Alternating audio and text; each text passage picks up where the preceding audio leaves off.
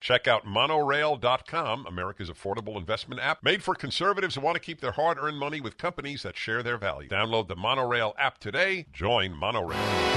Rudolph the red-nosed reindeer had a very shiny nose. And if you ever saw it, you would even think it glows. Hello, everyone, and welcome to the Dennis Prager Show. You know, I'm used to some Billy Joel playing at the start when I guest host. I don't know what this Christmas music is about, Sean, but we got to get back to Billy. Just kidding, I'll make an exception for today. It is December 12th, 2022, 121222. My name is Julie Hartman. I co-host the Dennis and Julie podcast with the one, the only Dennis Prager, who is in New York City today, hence why I'm sitting in his chair. And I also just launched my brand new show, Timeless, with Julie Hartman, which is on Tuesdays, Wednesdays, and Thursdays. So you can watch Dennis and Julie on Mondays, and then you can get Timeless the next 3 days of the week. So I encourage you all to check that out if you haven't already. 51 years ago, in 1971, Daniel Ellsberg released the Pentagon Papers. And this past weekend, Elon Musk released rounds 3 and 4 of the Twitter files. And they prove what we have known all along, that under the previous ownership of Twitter, there was a robust apparatus to suppress and censor conservative content. So some of you may know through Dennis's reporting on this that Musk has enlisted journalist Matt Taibbi to help release these files and explain their contents. And I think Taibbi has done a pretty good job of this. If you go on his Twitter page, he posts screenshots and he explains each story one by one. He has a few errors in his explanations of this past weekend. For instance, he called Mike Huckabee the former governor of Arizona, when in fact he's the former governor of Arkansas.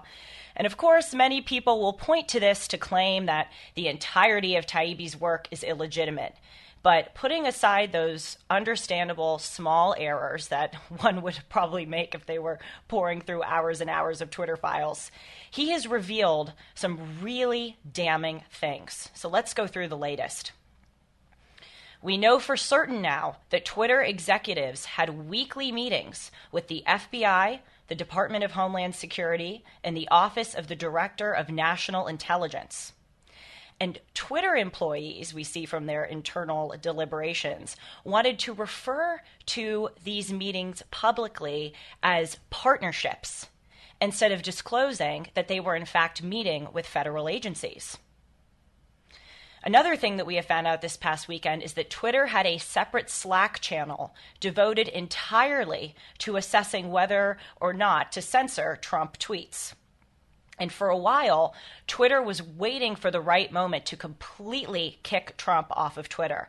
They were talking over their Slack channel and they were trying to find a violation so that they could reverse their public interest policy, which allowed Trump to stay on Twitter for the sake of public information because he was then the president of the United States.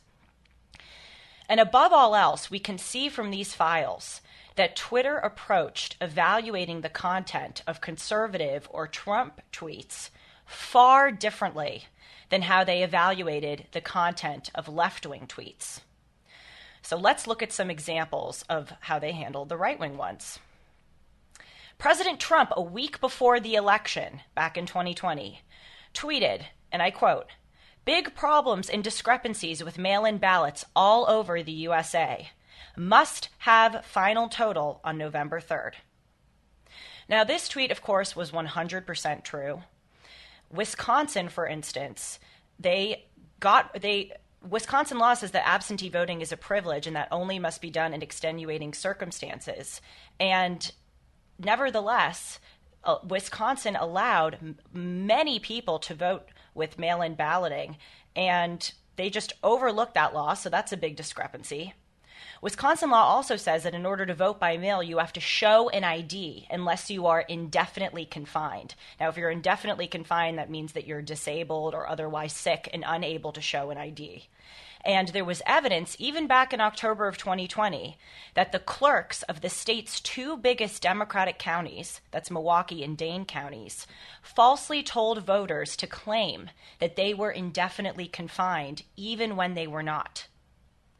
So this means that 195,000 of the 1 million Wisconsin voters who voted by mail did not have to show an ID. Again, that's a big discrepancy that we knew at the time.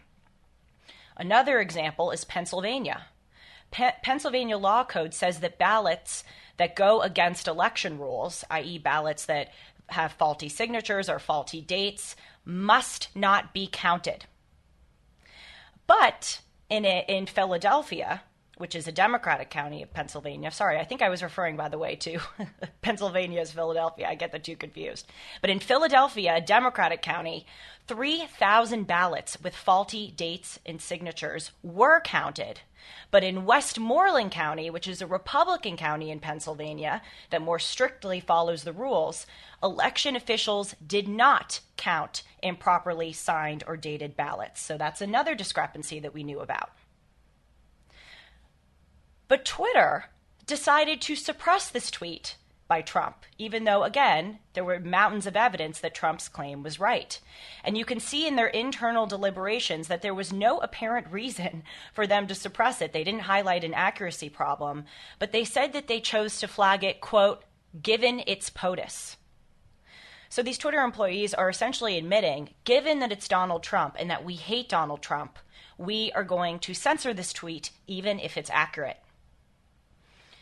Another thing that these Twitter files highlighted this past weekend is that actor James Woods highlighted that Trump tweet for being flagged. He said, wait a minute, this thing that he just posted is totally accurate. There are huge discrepancies in the way that votes are being counted. Why is Twitter flagging this? Suppression.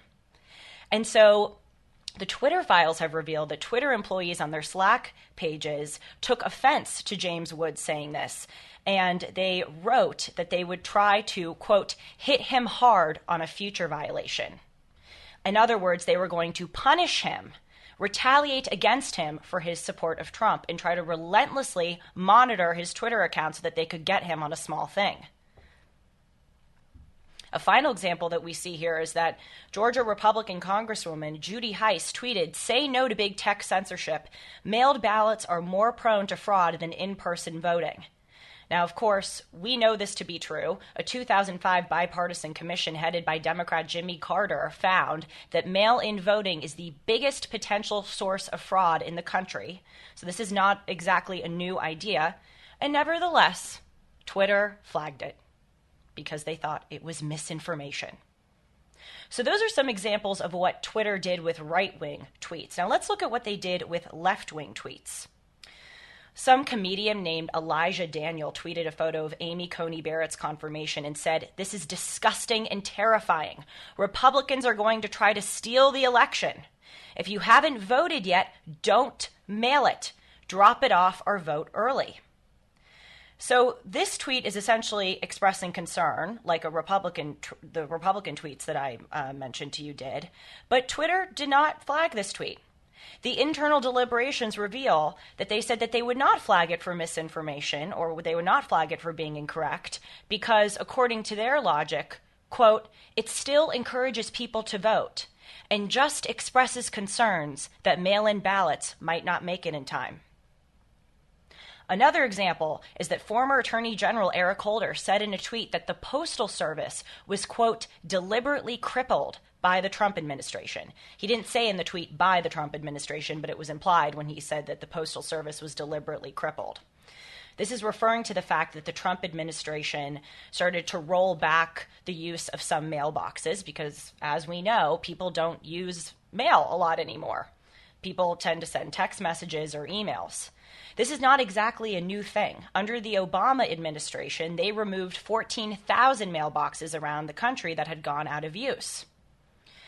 But still, Attorney General Eric Holder tweeted that the Postal Service was being deliberately crippled because Trump was removing some of these mailboxes. And Twitter initially flagged this to their credit, but then the internal deliberations revealed that executives pushed back, saying that it was accurate, so they unflagged it. Finally, we see that the hashtag #StealOurVotes, which referenced the theory that a combination of Amy Coney Barrett's confirmation on the Supreme Court to protect Trump and Trump himself would try to steal the election, that hashtag was not suppressed.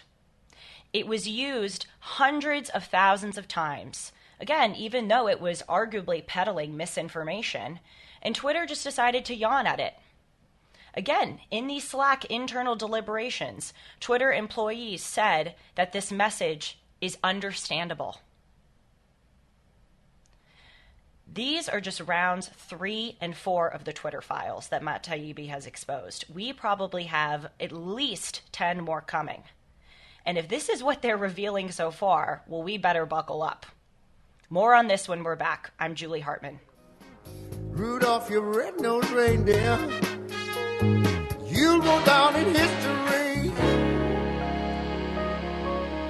Look, you did the tough thing during COVID. You paid your people and pulled your business through the pandemic, or really the lockdown. And now, doing the tough thing could qualify you for up to $26,000 per employee at covidtaxrelief.org. Government funds are available to reward companies with 2 or more employees who stayed open during COVID. This is not a loan, and you don't have to pay it back. The program is complicated, but nobody knows more about it than the CPAs and tax experts at covidtaxrelief.org. You pay nothing up front. They do all the work and share a percentage of the cash they get you. Businesses of all types, including nonprofits and churches, can qualify, including those who took PPP loans, even if you had increases in sales. You did the tough thing for your employees during COVID. Let covidtaxrelief.org help you get up to $26,000 per employee. Visit covidtaxrelief.org. That's covidtaxrelief.org. From now on, Welcome back to the Dennis Prager Show. I'm Julie Hartman, guest hosting today. I just went through a few examples of the contents that came out this past weekend in the Twitter files. There are myriad examples of Twitter under the previous administration censoring conservative content and protecting left-wing content.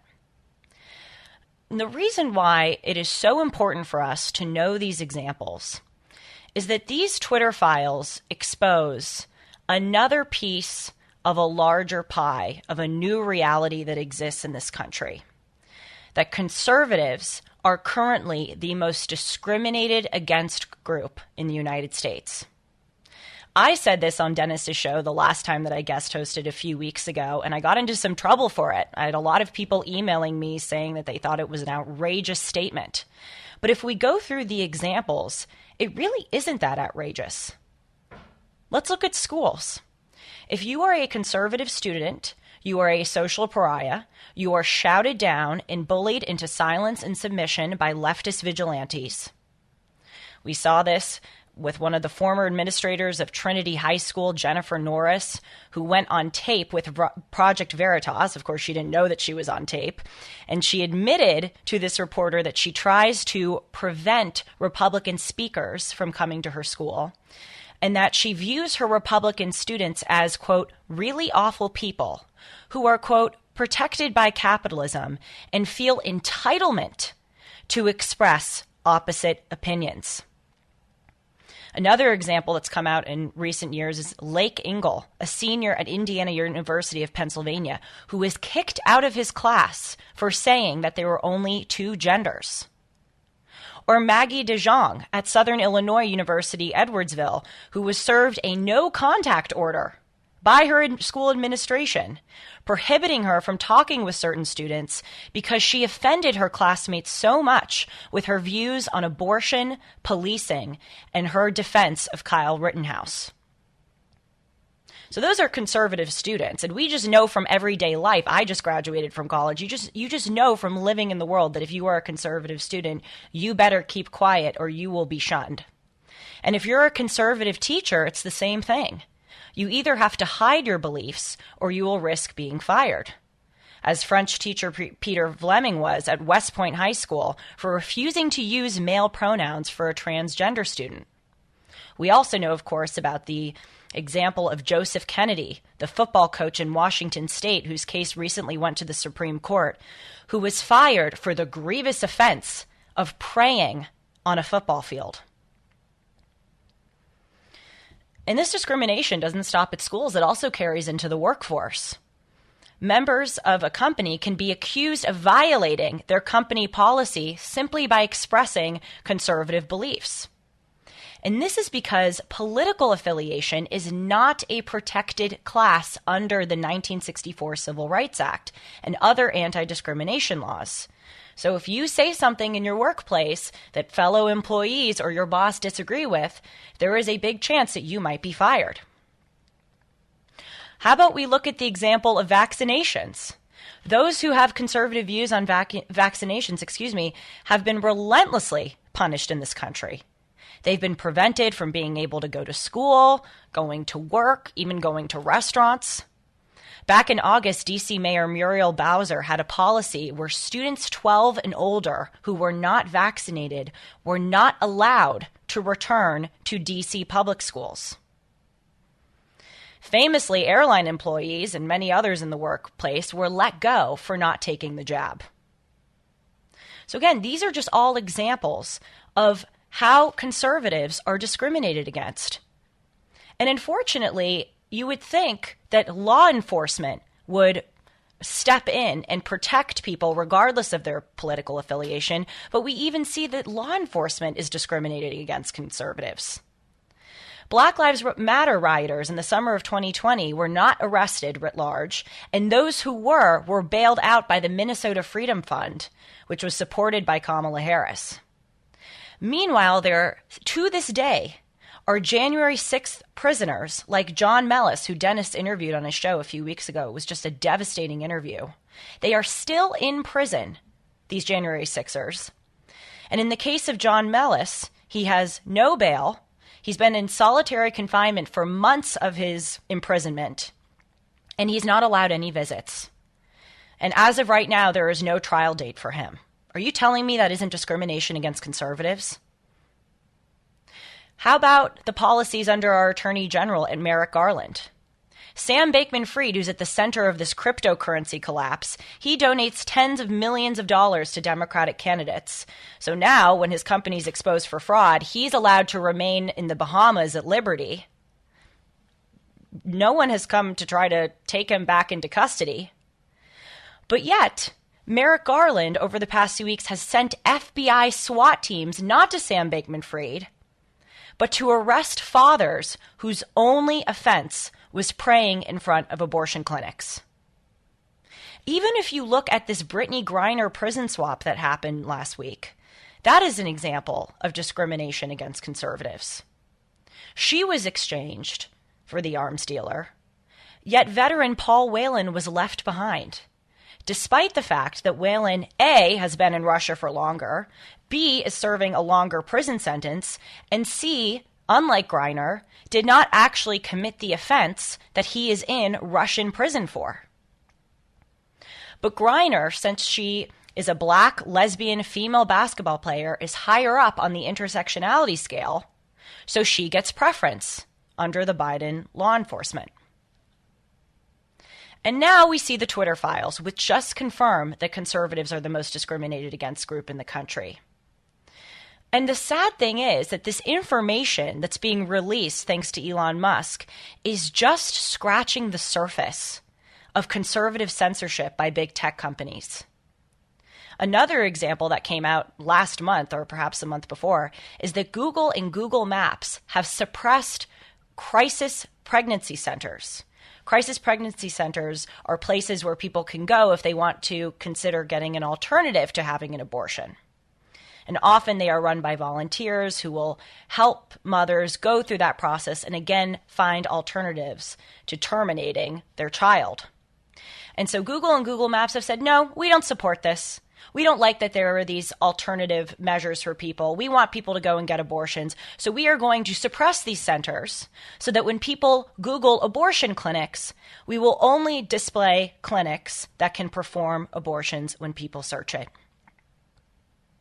And the scariest part of this is the people who are behind all of this don't appear to have any shame for their desire to create a two-tiered system. That if you're in one political camp in this country, you're favored, and if you're in another, you're not. We'll be back with more domestic news. I'm Julie Hartman. The Dennis Prager Show. My Pillow is excited to bring you their biggest bedding sale ever, and just in time for Christmas. For a limited time, get the Giza Dream bed sheets for as low as $29.98, a set of pillowcases for only $9.98, and rejuvenate your bed with a My Pillow mattress topper for as low as $99.99. They also have blankets in a variety of sizes, colors, and styles. They even have blankets for your pets. Get duvets, quilts, down comforters, body pillows, bolster pillows, and so much more, all with the biggest discounts of the year happening now. They're also extending their money-back guarantee for Christmas until March 1st, 2023, making them the perfect gifts for your friends, your family, and everyone you know. So go to MyPillow.com and use the promo code Prager, or call 800-761-6302. You'll get huge discounts on all MyPillow bedding products, including the Giza Dream bed sheets for as low as $29.98, and get all your shopping done now while quantities last. Everyone's a kid at Christmas time,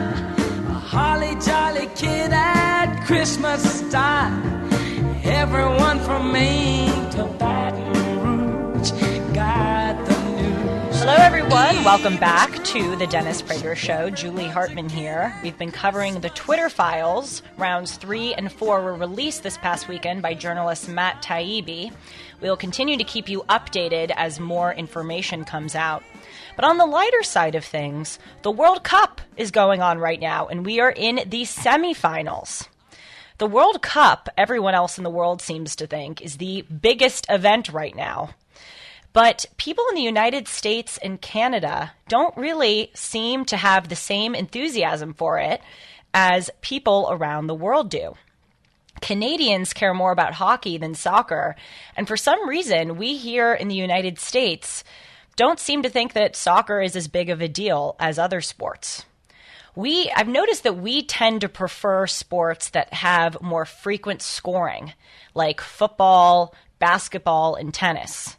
Maybe that reveals that we as Americans are an impatient people, but that's just the reality of things. Now, the history behind the inception of the World Cup actually stems from the fact that we Americans, compared to other people, have a lukewarm attitude towards soccer. In 1932, Los Angeles, which is where we're broadcasting from right now, was planning to host the Summer Olympic Games. And they announced that they did not plan to include soccer as part of its sports offerings, precisely because soccer was not that popular in the United States. So FIFA, which is the world's governing body for soccer, decided to hold an international men's tournament of its own. Hence, the World Cup was born. It started in 1930 in Uruguay with just 13 teams, and now it has 32 teams, preceded by a 2-year qualifying process. So this right now is the 22nd time that the World Cup has been held over the past 92 years. It was canceled in 1942 and 1946 because of World War II. And this year, this World Cup has already made history. First, because it's held in Qatar, making it the first World Cup to be held in the Arab and Muslim world. And second, and relatedly, the semifinal round that we are in now, that's the final 4 teams, includes Morocco, which is the first country in Africa in the Arab world to ever reach the semifinal round in the World Cup. In a stunning upset this past weekend, Morocco beat Portugal 1-0, despite being down a player in the final minutes of the game as their substitute got 2 yellow cards and they couldn't sub another person in. So this sent Ronaldo home in tears. I'm sure all of us know who Ronaldo is. He is one of the world's most decorated players, but he's also one of the world's most decorated players who will never win a World Cup. He's never won one before, and this is probably going to be his last one, so he is quite upset. Tomorrow at 2 p.m. Eastern, Argentina is going to face Croatia for the final spot.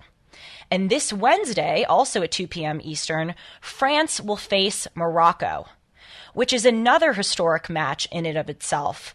France is the defending champion. They won back in 2018 when the World Cup was held in Russia. And also, it's an interesting game because France had a protectorate over Morocco from 1912 to 1956 until Morocco established its independence in 1956. So needless to say, the Moroccan players are putting a lot into this match that they have on Wednesday. Even though only 12 of Morocco's 26-member team was actually born in the country, and by the way, that's the lowest ratio in the tournament, these Moroccan players have said that it's really important for them to establish themselves against A, their former colonizers, and B, against other countries that are famous for its soccer.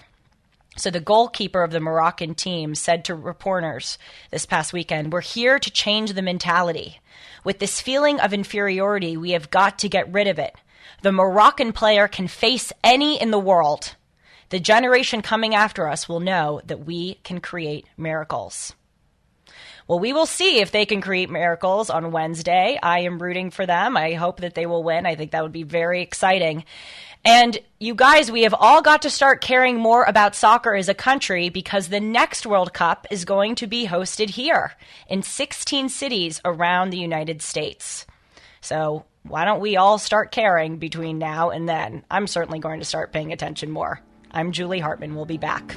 The Dennis Prager Show. I'd like to introduce you to Monorail, America's investment app that takes you from where you are to where you want to be. Monorail is an investment and savings app that is made for patriots by patriots. Doesn't matter whether you're an Apple fan or if you prefer Android, Monorail is available in both environments and online at monorail.com. Monorail is safer for users with bank-level encryption and biometrics. Your money is protected with Monorail through Securities Investor Protection Corporation and the FDIC. No matter how you engage with Monorail, you're getting the security and safety that you need. Whether you're adding funds to your investment account, looking to buy a stock, or putting money aside for future purchases. With Monorail, you can put your money where it matters and utilize the economic power that built this country. Don't go somewhere else to trade stocks. Monorail gives you the freedom to purchase whole or fractional shares in companies you believe in. It only takes 5 minutes to download the app and set up. Join the pro-America money movement.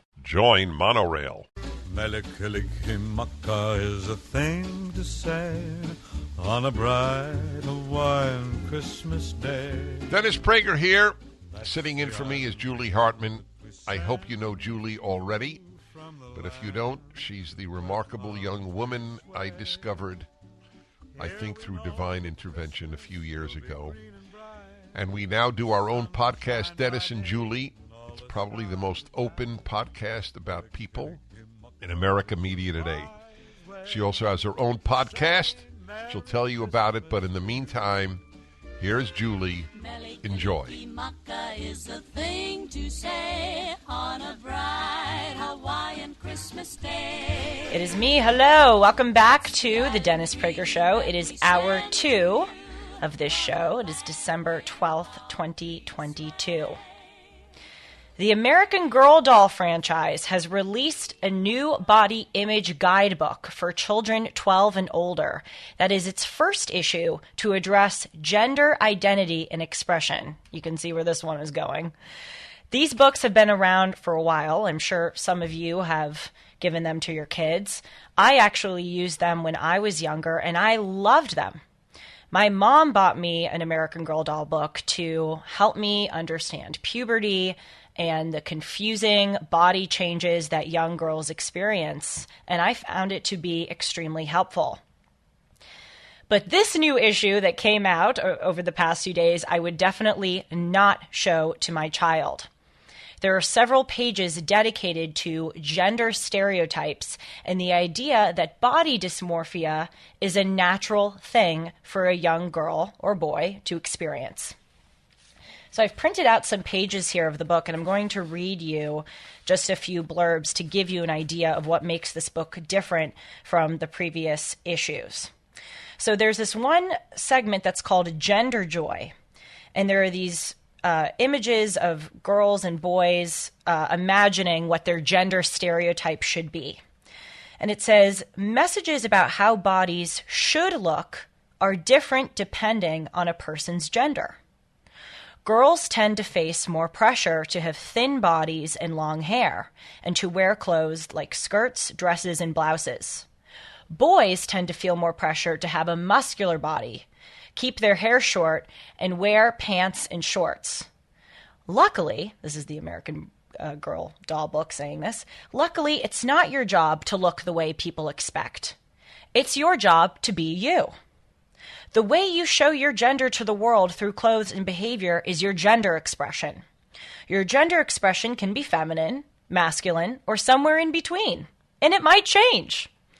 Maybe you'll experiment with bright dresses and long feminine hairstyles, or you might try baggy shorts, plaid shirts, and a buzzed haircut. Your gender expression should make you feel at home in your body. So for those of you who are watching this, I am holding up the page, and you can see these images of boys and girls who look different than a stereotypical boy or girl might look. Now this page, look, if this were one page in the entire book and that was it, I wouldn't have a large problem with it. But the problem is it's not just one page in a large book that's otherwise straightforward.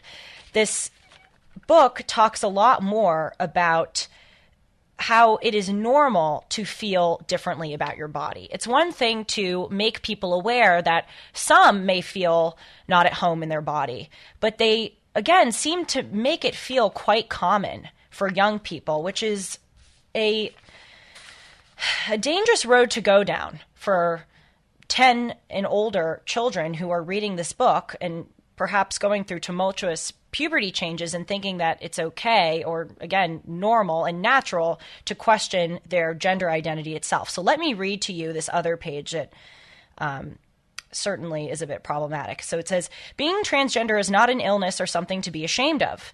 If you're questioning your gender identity, or if you already know for sure that you're trans or non-binary, talk with an adult you trust, like a parent or school counselor. Okay. But then they go on to say that person can connect you with a specially trained doctor who can help you and your family decide what's best for your body.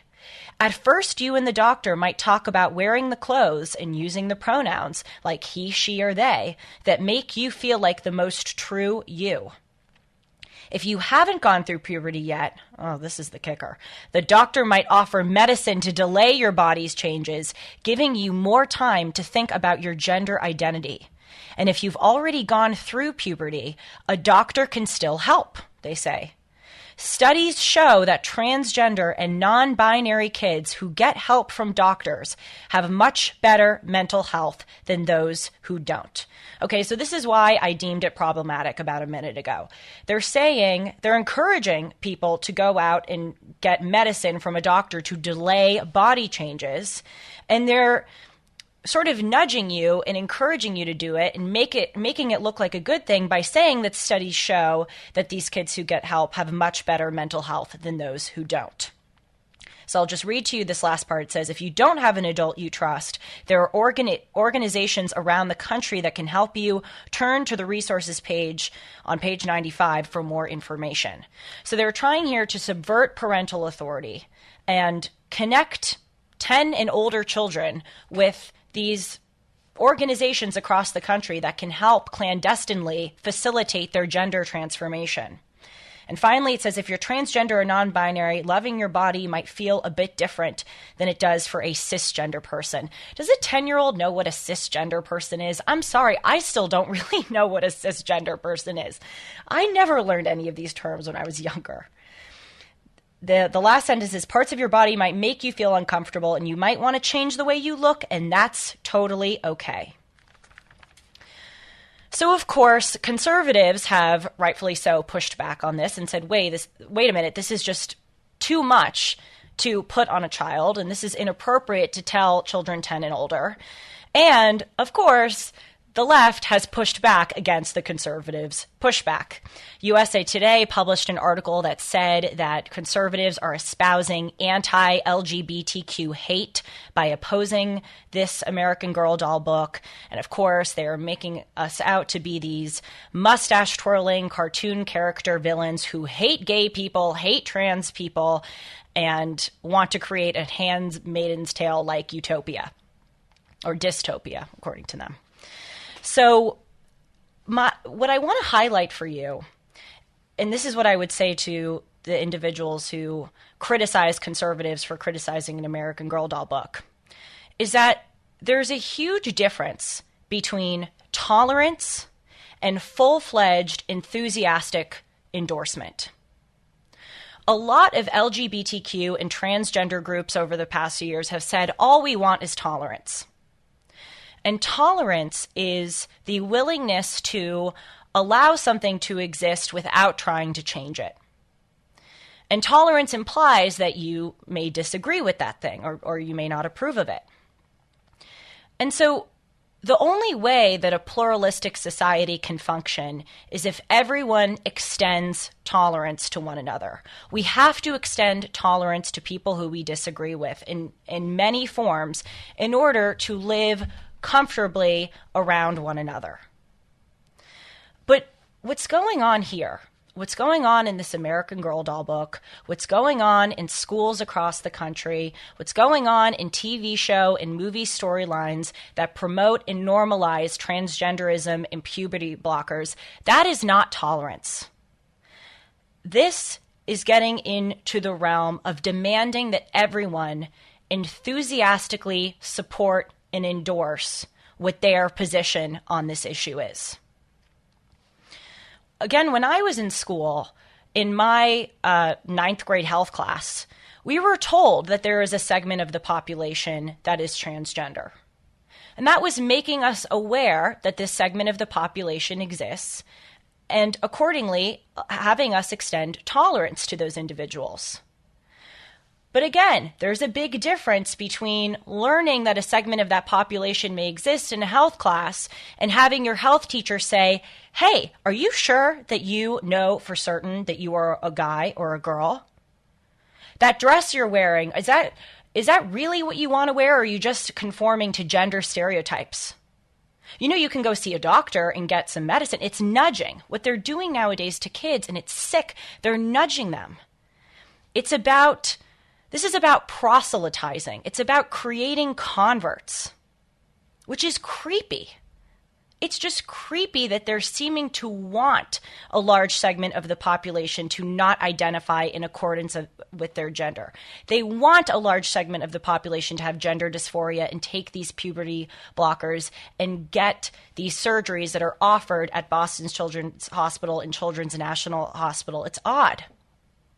You know, in schools back in the day in the 60s, if you were left-handed, the teachers would try to teach you to write with your right hand. And then we figured out that that's probably not the best thing to do. I'd like to ask the question, how is this indoctrination of gender any different than that example? Call and let me know. 1-8-PRAGER-776. We'll be back. The Dennis Prager Show. Moving on to an international news story that should worry us all. Xi Jinping, the president of China, met with Saudi Crown Prince Mohammed bin Salman last Thursday at the Saudi royal court during Xi Jinping's visit to the Middle East. So China is the world's top oil importer, and Saudi Arabia is the world's top oil exporter. And it appears that they are becoming far more close in terms of economic relations. Last week, they signed a multi-billion-dollar deal. Some are estimating it's up to $30 billion, which they call a Comprehensive Strategic Partnership Agreement. This allows China to build more in Saudi Arabia and move more of its economic power over to the Middle East. And both sides called this a, quote, new era in Sino-Saudi relations. So again, they signed multiple deals, up to, I think, 34 deals, involving hydrogen energy, coordinating on China's Belt and Road Initiative, which, of course, is China's effort to grow more economic power around the world by going to these different regions and trying to industrialize them. And most prominently, the agreement agreed to bring Huawei, which is a Chinese tech corporation that makes cell phones, to build high-tech complexes in Saudi cities.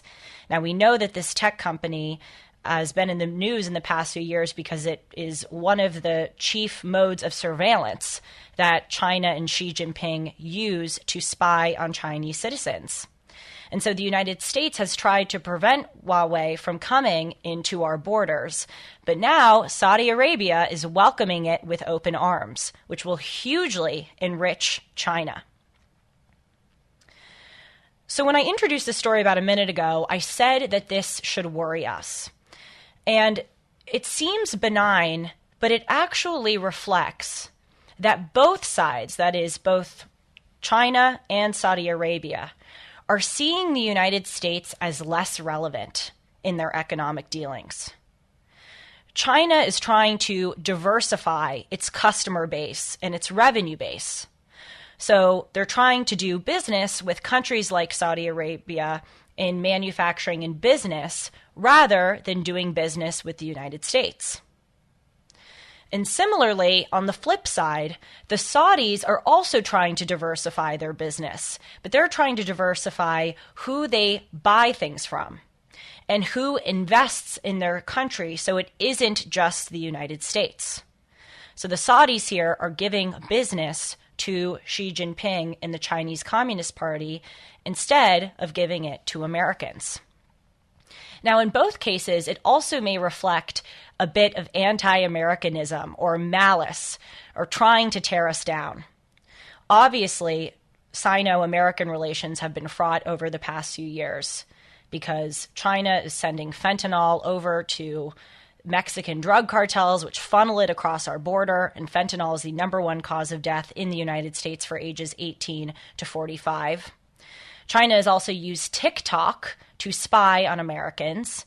80 million Americans in this country have TikTok, so that means the CCP has access to all of their data. And we have opposed, at least conservatives have opposed publicly, Xi Jinping's hardlined zero COVID measures, where the CCP will weld apartment doors shut in their country to prevent their citizens from leaving their apartments and going outside and breaking their quarantine. So I think on the Chinese side, again, they're certainly doing this to retaliate against the United States and bring business elsewhere. And the Saudis famously have a bad relationship with President Biden. President Biden said something unkind about the Saudi crown prince, which was probably warranted, but not the best diplomatic move. And Biden begged the Saudis a few weeks ago to pump more oil so that we could buy it. By the way, what a crazy thing for him to do. Isn't he supposedly this Green New Deal guy who wants to end fossil fuels and oil pumping, but then he's entreating the Saudis, a dictatorial regime, to give us oil? It's just absurd. But the point is, Biden asked the Saudis to pump more oil, and the Saudis originally said yes, and then they went back on it and said no, because the Saudi crown prince does not like President Biden. But again, as I said earlier, in addition to this sort of act of retaliation against Americans, I think the scarier thing is that it reflects that both the Saudis and the Chinese think that we are becoming less relevant as an economic power. Because look, even though both of them don't like us, if we were the robust economic power that we used to be, they would still do business with us. Because both of those countries rarely do things that are not in their country's best interest. Unfortunately, I can understand why they think we are becoming less relevant as an economic power and, frankly, as a world power. We are $32 trillion in debt. Our population has an obesity problem, an opioid and cannabinoid drug addiction problem. We're heavily medicated. Unfortunately, a lot of us are clueless, even though we're extremely academically credentialed and educated compared to previous generations of Americans and compared to people around the world. China and the Saudis know that we are being taught these woke diktats in our school, which is making us dumber. We have let 5 million unskilled, illiterate, and sometimes criminal immigrants into the country. That's between 1.5 and 2% of our population. That's the population of Montana, West Virginia, Delaware, North Dakota, and South Dakota combined. And they know that we are beset with these internal political conflicts that keep us from seeing things clearly and doing what's best for our country. And so I think that both of these powers think that the United States is on its way out as a global superpower. And again, the saddest thing is I can see why. We'll be back. I'm interviewing Vivek Ramaswamy in a few minutes. See you then.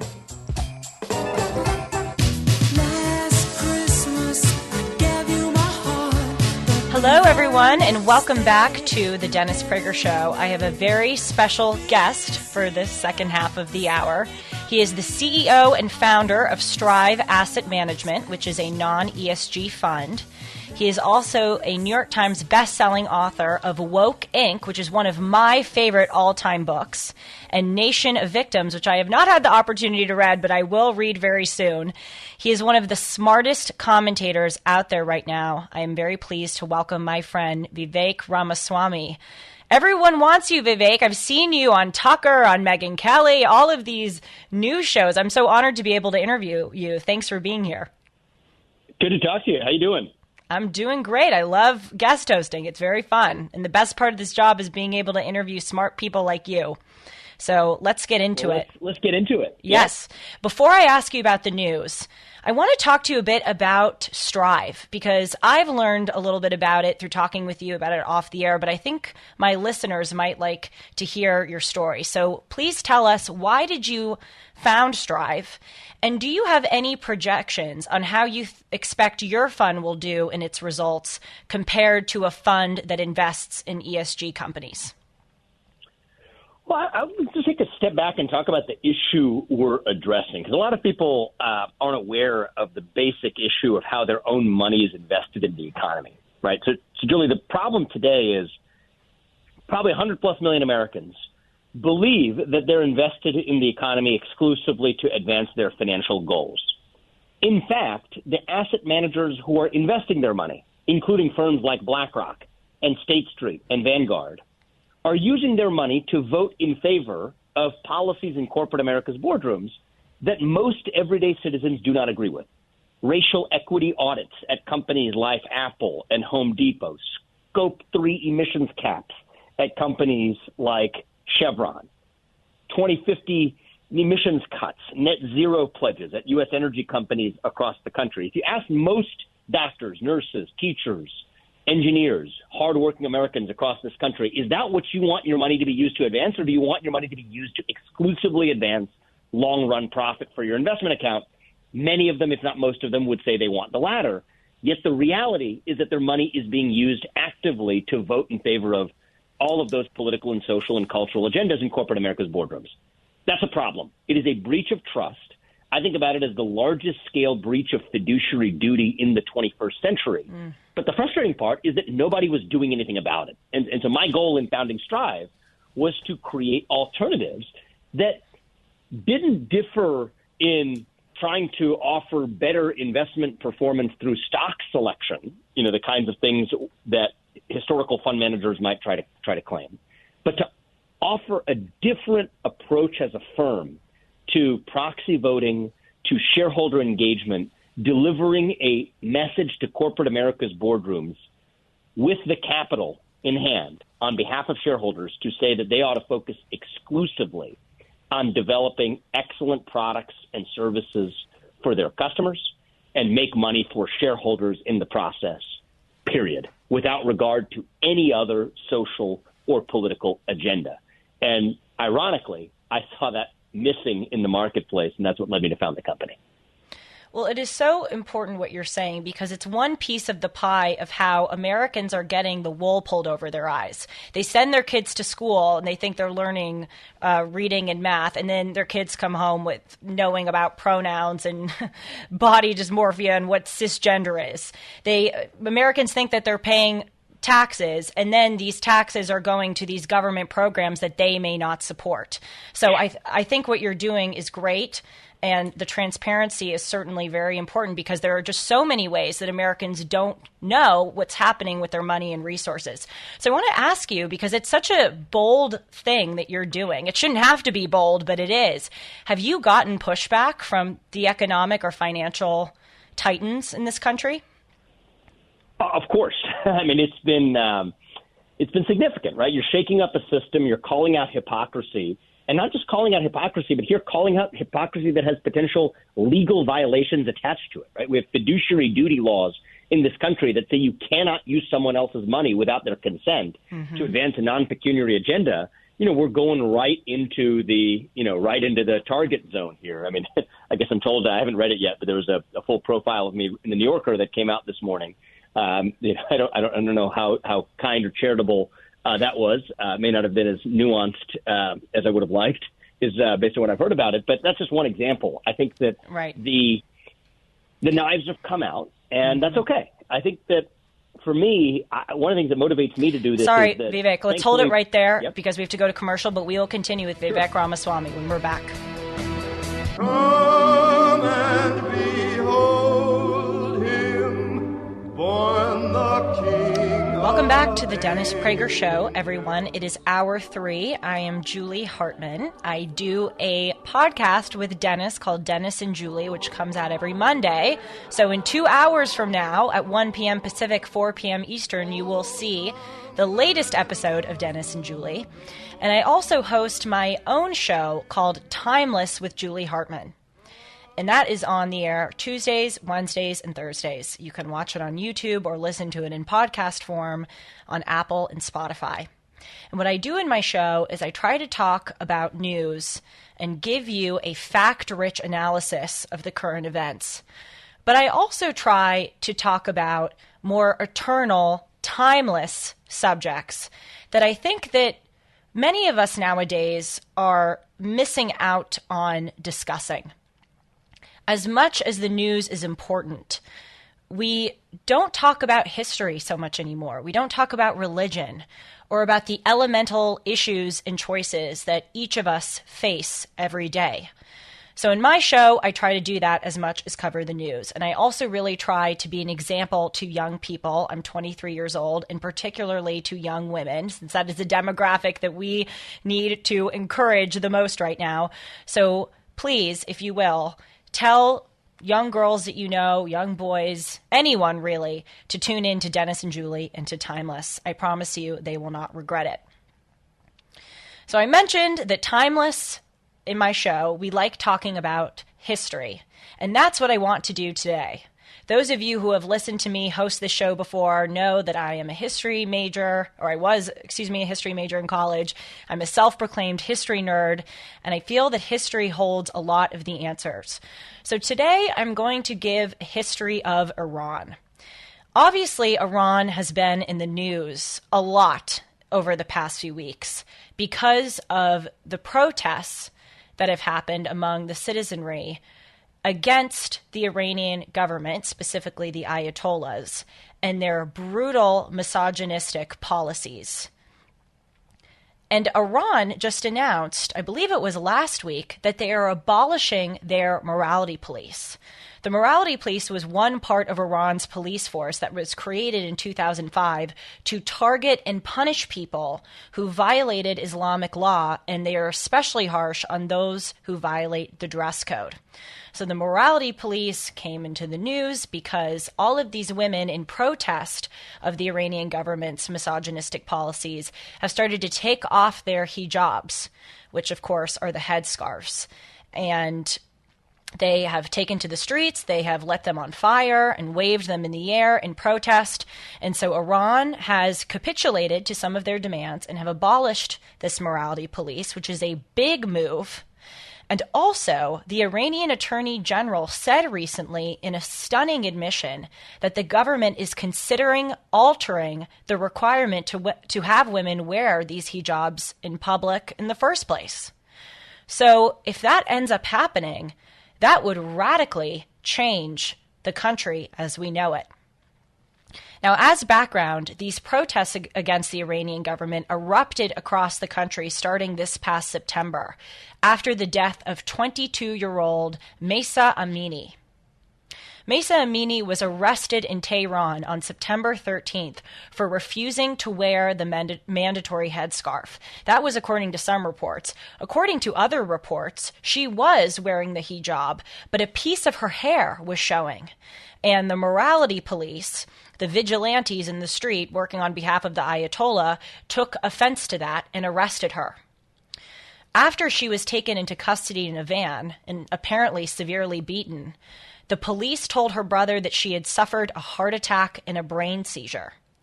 And so she went to the hospital in a coma, and tragically she died 3 days later on September 16th.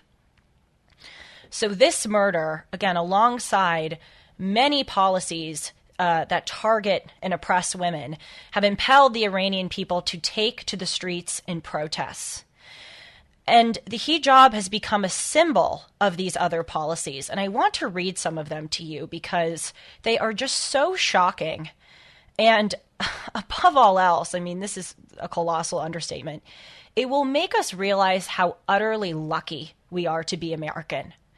Americans nowadays, specifically American women, have adopted this in vogue woke idea that we live in a sexist country.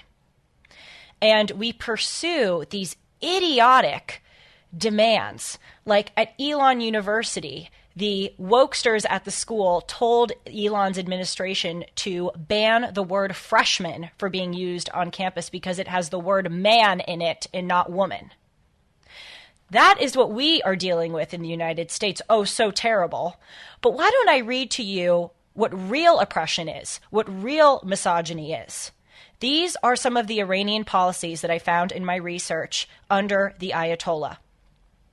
Women and men are segregated, in all public spaces where people congregate. Marital rape is legal. Non-marital rape, to be prosecuted, requires a testimony of at least 4 Muslim men or a greater number of men and women. So this means that 80% of rapes go unreported. Girls can be legally married at 13 compared to 15 for boys. The age of criminal responsibility for females is 9 years old compared to 15 years old for males. Women are far more likely to be prosecuted and stoned to death for adultery than men. Iranian men can have multiple wives, but women can only have one husband.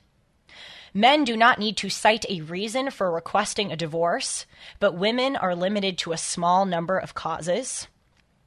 Children of an Iranian Muslim father and a non-Muslim mother are automatically Iranian citizens. But if the father is a non-Muslim and the mother an Iranian Muslim, then the children must petition to a court to obtain their citizenship. Just a few more here to give you an idea. In a divorce, the father gets custody of children aged 7 or older, whereas the wife only gets custody of the children until they each reach the age of 7. A father who murders his daughter faces a maximum 10-year sentence, whereas a mother who murders her daughter faces the death penalty. Husbands must consent for their wives to work outside the home. And finally, women in higher education are barred from majoring in several subjects, ranging from the hard sciences to the humanities. So, as I was reading more about the misogynistic policies in Iran, I was startled to learn that the Iran that we see today, that is so oppressive of females, is barely recognizable from the Iran that existed just 60 years ago. Today, as I said, the Iranian government persecutes, and in the case of Mahsa Amini, murders women for not wearing hijabs. But in the 1950s and 60s, the Shah's soldiers were actually going into the streets and ripping hijabs off of women's heads. So for the rest of our time today, I want to give you a brief, understandable history of this story, of what happened, how Iran changed so quickly in just a few decades, and the United States' role in that change. So Iran was once part of the Persian Empire, and then in the 20th century it became its own country. And from 1941 to 1951, Iran was ruled by a monarch called Mohammad Reza Pahlavi. His title is Reza Shah. That's his sort of anecdotal nickname. So for the rest of this commentary, I'm going to call him Reza Shah. So Reza Shah was head of state for those 10 years. But in addition to his reign as Shah, the Iranian people would elect various prime ministers to serve alongside of him as head of government. But in that 10-year period from 1941 to 1951, the prime ministers that served alongside Reza Shah were pretty much went along with whatever Reza Shah wanted. That all changed, though, in 1951 when the Iranian people elected a new prime minister named Mohammad Mossadegh. Unlike the previous prime ministers who operated hand in glove with the Shah, Mossadegh hated the Shah. The Shah was actually quite pro-American and pro-Western. And after World War II, he allowed Western oil companies to operate in Iran. And the biggest of these was the Anglo-Persian Oil Company of Britain. And so the Iranian people were not happy with the Shah allowing these Western oil companies to come into their country. So they elected Mossadegh, who was a socialist and an anti-Westerner who shook things up. After the break, I will tell you why. We'll be back. More on Iranian history. I'm Julie Hartman. The Dennis Prager Show. On Christmas Day, I thought a great big piggy bank. It's full up to the top. I know there's lots of pennies. Nice music selection, Sean. I've never heard this one before. It's hard to believe, but I guess it's less hard to believe because of Sean's music. But Christmas is 2 weeks from yesterday, which means that there are only 13 more days for our Angel Tree volunteers to arrange for a special Christmas celebration for children with a mom or dad in prison. So please go to DennisPrager.com right now and click on the Angel Tree banner to make a tax-deductible donation to our 2022 Angel Tree Drive. Your gift of $25 or more makes the magic happen. As we hear from Myra, one of our Angel Tree volunteers. Angel Tree is not only about getting a gift. Angel Tree is about building lives, building relationships, nurturing families, opening the door for that family that actually needs that support. Angel Tree is heaven sent. Who wouldn't want that? But we're only 13 days away from Christmas, so we're turning to you to donate to our Angel Tree campaign. Just go to DennisPrager.com and click on the Angel Tree banner, or phone your gift to 888-206-2801. $125 gives 5 children of prisoners personalized Christmas presents and a personal note from their incarcerated parent. Plus, every Angel Tree family is also given access to a free, easy-to-read copy of the Bible in English or Spanish. Again, it's getting late, but there is still time before the weekend to make Christmas special for a boy or girl who really needs hope.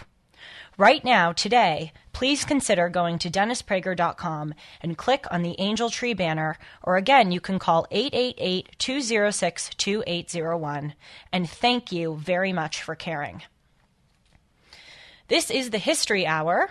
I am trying to give you a brief, simple, understandable history of Iran. Don't worry, I'm not going to make this an academic seminar, but it is really important for us to understand the way that Iran has changed over the past 60 years, because nowadays the Ayatollah and his regime are persecuting women for not wearing hijabs.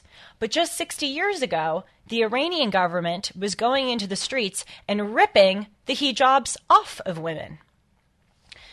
So I was trying to explain in the last segment how this happened, and briefly, I'll tell you why. From 1951 to 1951, Reza Shah was in power.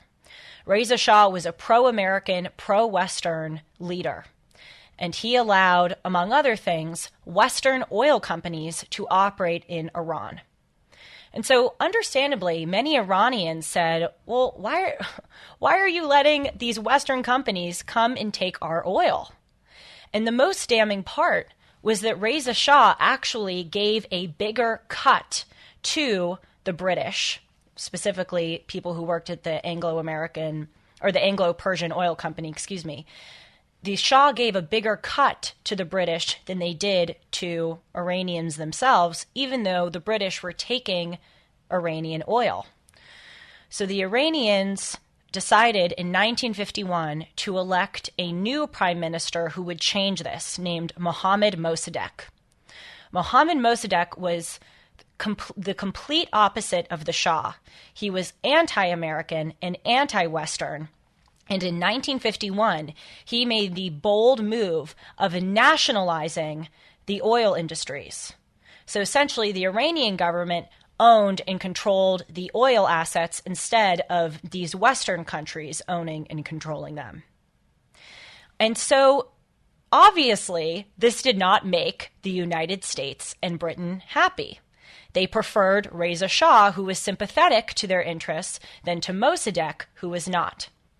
So in 1953, the CIA and the MI6, which is the British CIA, reinstalled Reza Shah as leader of Iran in a coup, subverting the will of the Iranian people who had elected Mossadegh. So Reza Shah was in power from 1953 to 1979, and these were the years when the Shah's soldiers were going into the street and ripping hijabs off of women. Because the Shah, as I mentioned, was pro-Western and pro-American. And he had this idea that Iran had sort of slipped into oblivion compared to other Western countries over the last few decades in the 20th century. He thought that the United States and Britain and France and Germany and all these other European countries were beating Iran in the Middle East economically, and so he wanted to westernize the population. He thought that by adopting more American or Western cultural values, then Iran could modernize and then catch up with the rest of the West. So again, one of these things that the Shah did was that he targeted hijab wearing. He thought that it was sort of an antiquated symbol, that Iranians shouldn't strictly adhere to Islamic law and instead try to embrace more American ways of living. He also, as Shah, was pro-American in the sense that he allowed the oil companies to return to the country. I think that was probably a stipulation of the CIA reinstalling him in a coup. They said to him, you have to allow us to bring our oil companies back to Iran. So he did that.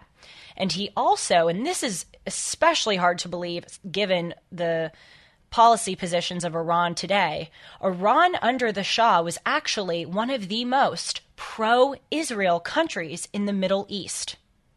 They established diplomatic relationships with Israel and bought arms from Israel and the United States. So what's important here is that this combination made a lot of Iranians at the time angry. A lot of Iranians hated the Shah because they saw him as a Western puppet. Obviously, as I said, the West installed him in a coup. So they viewed him as an embodiment of the United States and Britain trying to subvert the will of the people. They also disliked the fact that the Shah allowed these oil companies to return. They obviously disliked the fact that the Shah was sympathetic to Israel.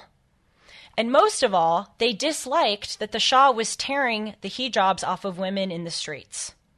Because at the time, even though Iranian people then may not have wanted extremely strict adherence to Islamic or Sharia law, the hijab has been a part of their culture for decades. And they thought that it was an affront to their culture, and I can understand why, to have the Shah so brutally try to take it away from them. So in 1979, in the famous Iranian Revolution, the Iranian people kicked the Shah out once and for all. and they installed Ayatollah Khomeini, who is the opposite of the Shah in every way. Ayatollah Khomeini promised the Iranian people that he would try to make up for the humiliation that the West inflicted on Iran and try to bring a more Islamic and Persian culture back to the country. But unfortunately, he became a militant dictator that started to enact the anti-women policies that we'll see today. 1-8-PRAGER-776 if you want to call in and talk about Iranian history. Please do so. We'll be back.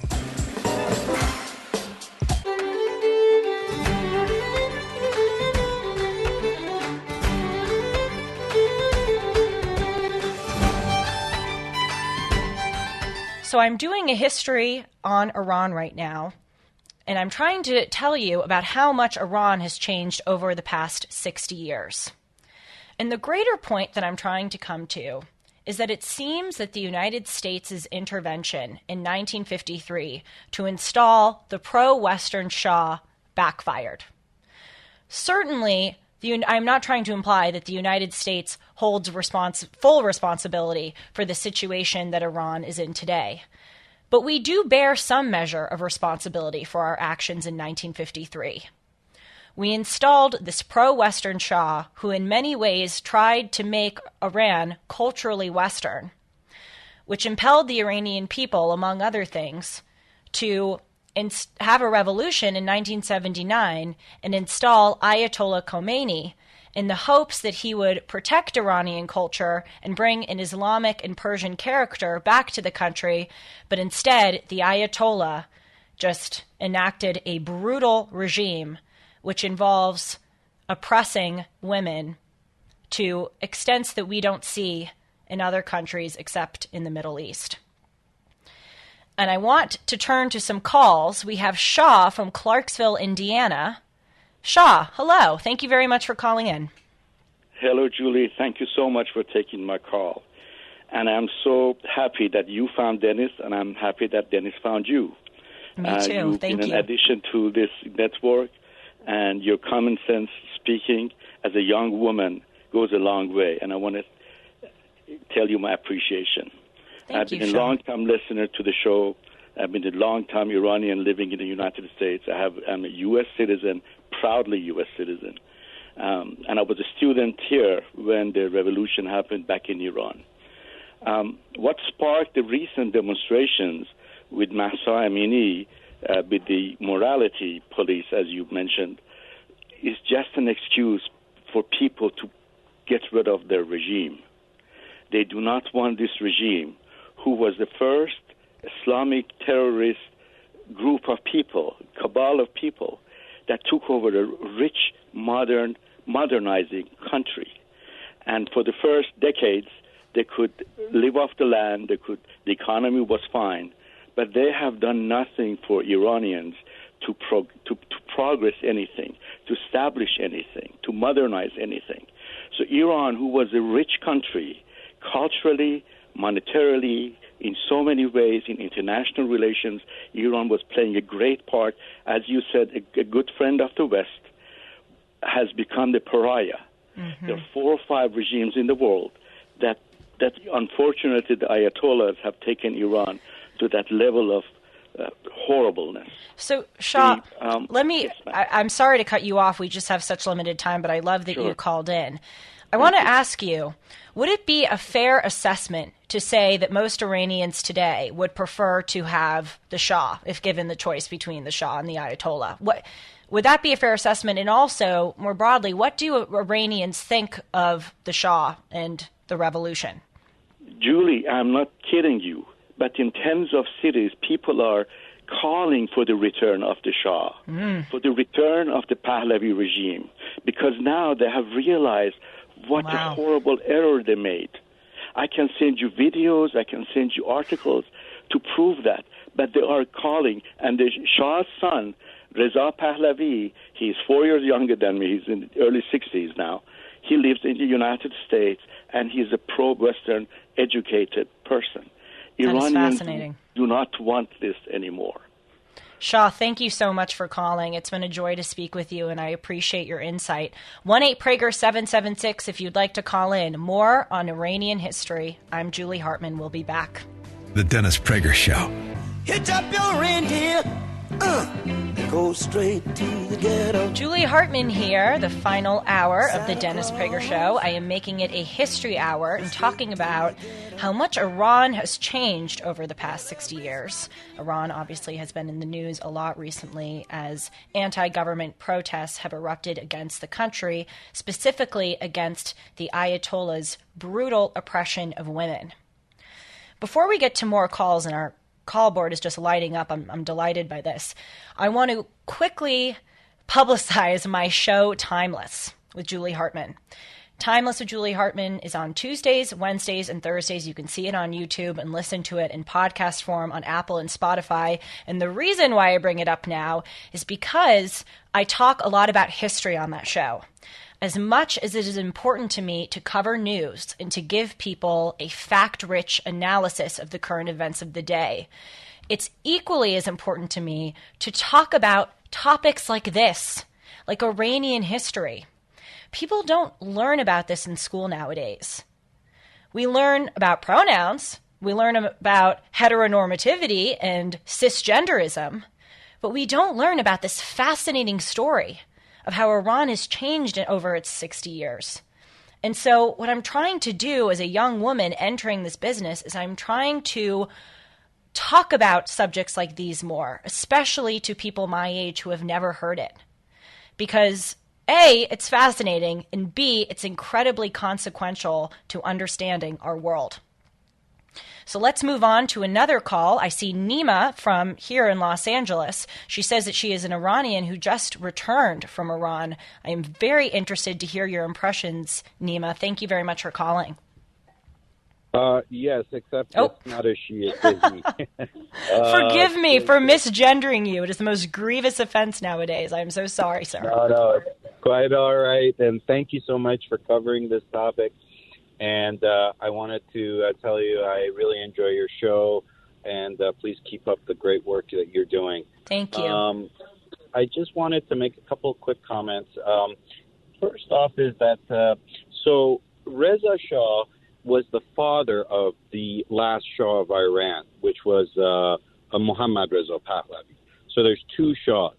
And the first Shah, Reza Shah, he ruled from 1925 till 1941. And it was during his reign that the hijab was removed from the head of women. And the reason behind that was because he, in effect, was emancipating women who had become little more than chattel slaves in the previous monarchy that had ruled Iran for 130 years. Mm-hmm. And Muhammad, right, and that was something that he did, and he really set the tone for modernizing Iran that his son, Mohammad Reza Pahlavi, continued on. And I would also like to add that Mr. Mossadegh, the prime minister, was not an anti-Western prime minister. What he was just asking for, because at the time that the Anglo-Iranian Oil Company, which later became BP, was doing, was they were taking 85% of the oil revenues from Iran and giving Iran 15%. And Mr. Mossadegh was asking for a 50-50 split. The Shah of Iran, he once the 53 coup, he was restored. He was able to renegotiate the terms, and he got 35% of the oil as opposed to 15%. And that led to tremendous boom and economic growth and education growth. It's called the White Revolution of the 60s in Iran. It's also important to understand that most Iranians in the 1979 revolution were not buying onto a theocracy. That was actually a second revolution that happened because there were so many factors and factions that all united. There was the socialists, the communists, the student movements, and the theocrats. And they all came together. To oppose the Shah, right? Right, exactly. And it was never the deal that Iran was going to become a theocracy. However, yes, they were probably very disappointed when they saw what the Ayatollah was doing when he came into power in 1979, right? Absolutely. And when they enacted hijab laws after the revolution, women rioted, there was protests in the streets, and there was a brutal crackdown at that time because women did not want to accept that. They weren't going to go back after they had been emancipated. Nima, thank you. Thank you so much for your commentary. I don't mean to cut you off, but we have such a limited time, and I have other phone calls that I want to get to. But that was a very interesting analysis. I did not know about that fact about Reza Shah, the father, earlier on, starting the hijab policy, though it sounds like his son sort of took it in a different direction. I also want to say, because I was publicizing Timeless, that I had the honor of interviewing Masih Alinejad. And she is an Iranian-American activist. She was born in Iran just 3 years before the 79 revolution, and she has been very outspoken in her criticism of the Iranian government. And in fact, she was exiled from Iran and now lives here in the United States in a safe house in New York City. And I had the opportunity to interview her on my show Timeless. That interview airs tomorrow, so you can all watch it tomorrow, Tuesday, on YouTube, or again, listen to it in podcast form on Spotify. And it is just a remarkable story. You know, when I interviewed her, she had a security guard in the room with her, which just shows the extent to which she gets death threats and how consequential her work is, that she needs security at all times. I want to get to another call. I believe, Sean, right, we only have 1 minute left. So I want to hear very quickly from Howard in Westwood. Howard, in 15 seconds, can you please say your point? I'm sorry to rush you. Yeah. Hey, it's Howard. As the U.S. government has to operate overseas with way more transparency to take a bigger percentage of oil revenues. The people find out. We don't go into these operations working with the people enough, and it always backfires, and we wonder why they don't like us overseas. Not everyone wants to be westernized, so it's a delicate issue. We have to be way more awake and aware when we go overseas to operate. You raise a very legitimate point, Howard. I thank you for your call. I'm going to address this in the next segment. I only will have 3 minutes, but please stay tuned. We'll be back. The Dennis Prager Show. The most famous reindeer of all. This is the final segment of the Dennis Prager Show for today. I'm Julie Hartman. I want to remind you that it's only 13 days away from Christmas, so we are in our final days to donate to the Angel Tree campaign. $125 gives 5 children of prisoners personalized Christmas presents and a personal note from their incarcerated parent. And during the show today, I'm pleased to announce that we hit the 2,000 mark. So 2,000 kids will be able to have these presents. We are trying to get to 2,600, so please consider going to DennisPrager.com and click on the Angel Tree banner, or you can phone your gift by calling 1-888-206-2801. And thank you very much. So I have been covering Iranian history for this hour, and Howard from Westwood just called in. And to synopsize what Howard said, he said, you know, the United States goes to these Middle Eastern countries, and sometimes we get in the way. And sometimes the populace doesn't want to westernize in the way that we may think that they would want to. And I have to say, Howard, I think that you raise a legitimate point. The Ayatollahs in Iran today, literally up until this day, seize on the United States' removal of Mossadegh in 1953 as an all-purpose excuse to justify implementing harsh Islamic fundamentalism. And so again, although the United States doesn't bear full responsibility for the state that Iran is in today, it does bear a measure of responsibility for its actions in 1953. And Howard, I think you're right that when our country does these dramatic foreign policy interventions, whether it's this 1953 coup in Iran or the assassination of President Diem in South Vietnam in 1953, or when we went into Cambodia and Iraq and Afghanistan, we tend to have an excessively short-term focus. We may and in fact, many times we did have good intentions, but we don't think 20, 50, 100 years down the line. And oftentimes we will go into these places and it seems to be working out in the short term, but we get tired and impatient and we forget why we're there. We saw this in Vietnam, that we got tired and impatient and then we pulled out in the 70s and the country was reunited under communist rule. The same thing happened in Iraq when we invaded and got rid of Saddam Hussein. And then now the country's been taken over by Shiite fundamentalists. And a similar thing obviously happened in Afghanistan when we invaded 20 years ago, and now the Taliban is back in power. So I am not against asserting American power where it's helpful or when it's in the world's best interest, but I do think that we need to think these things through more. So we will continue to keep you updated about Iran. It has been so much fun being here with you today. And please, again, tune in to my show, Timeless with Julie Hartman. I interview an Iranian activist. It airs tomorrow. You can follow me on Instagram at Julie R. Hartman and email me at julie@julie-hartman.com. Thank you for being here with me today. And thank you to my Salem team. Goodbye, everyone.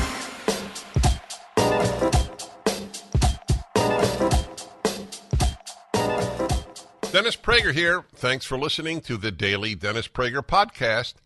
To hear the entire 3 hours of my radio show, commercial-free, every single day, become a member of Pragertopia. You'll also get access to 15 years' worth of archives, as well as the daily show prep. Subscribe at pragertopia.com.